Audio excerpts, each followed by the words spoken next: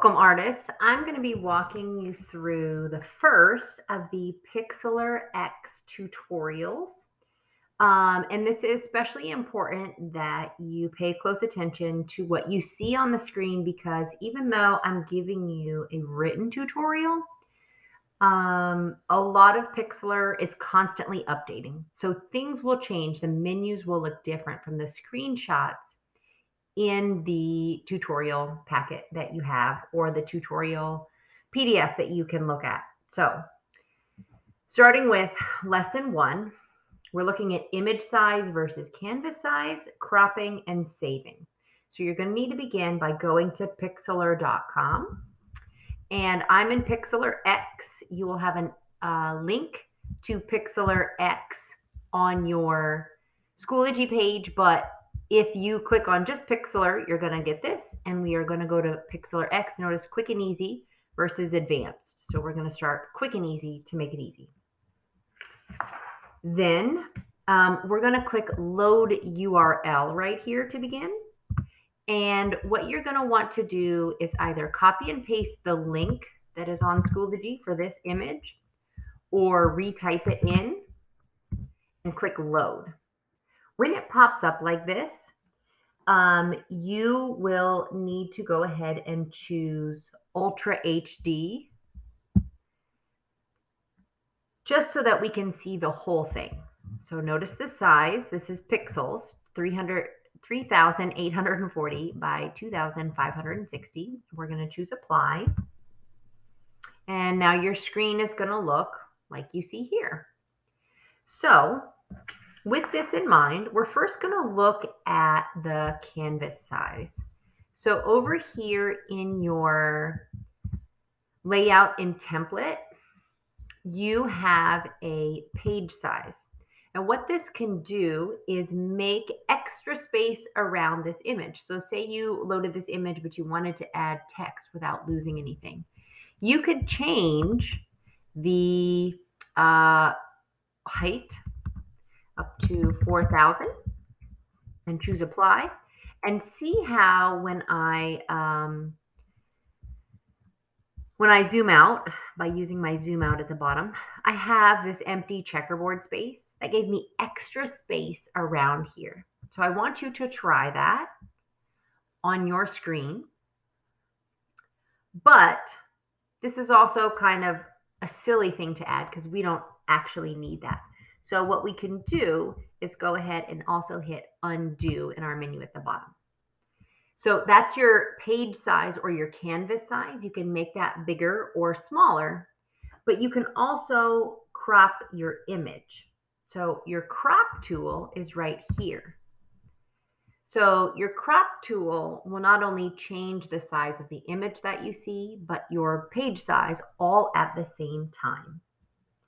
So what I want you to do is adjust the image size so it's much more cropped in tightly to the car itself. I don't want to see as much sky, and I'll be looking for this when you turn in your file.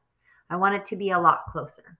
So the numbers, if you want to adjust those and make it exactly perfect, the width that you might want to go for is 2654. This is what's in your written document. And your height is going to be 1378.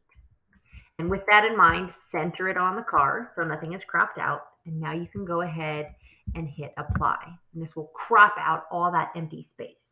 If it looks really small like this, go ahead to the bottom and adjust your zoom. So you can zoom in to get much closer.